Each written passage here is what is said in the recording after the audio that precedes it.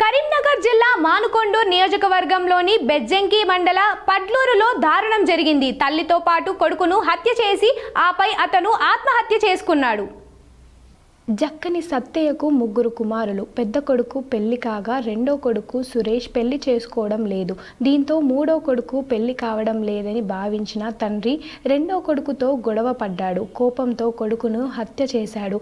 హత్యను వయోవృద్ధురాలైన సత్తయ్య తల్లి చూసిందని ఆమెను కూడా చంపేశాడు. ఆ తర్వాత ఇద్దరిని తానే చంపేశానని సూసైడ్ నోట్ రాసి ఉరి వేసుకొని ఆత్మహత్య చేసుకున్నాడు.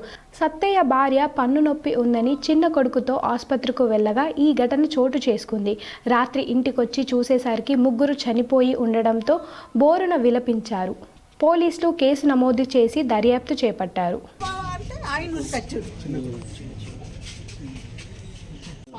అవస్థ బాగుంటుంది. దాన్ని రంధ్రం శుభ్రం చేసి దాంట్లో అది నింపుతారు. చేయించుకుందు కాబిడ్డ అంటే ఆ తండ్రి కూడా పైసలు ఇచ్చిండు కొడుకు చేయించడం మీ అమ్మకాన్ని. సరే అని చేయించుకుంటారని పొద్దుగల ఫోన్ వచ్చింది. అయ్యా నేను పొద్దున పోతా అంటే బండి మీద పోతున్నా ఎక్కడ దొరుకుతుంది, నేను బస్సుకు పోతా, నాకు ఆధార్ కార్డేనా, నువ్వు బస్సుకు నేను అక్కడ హాస్పిటల్కి వచ్చినాక నీకు ఫోన్ చేస్తా బిడ్డ అని నేను చెప్పాను.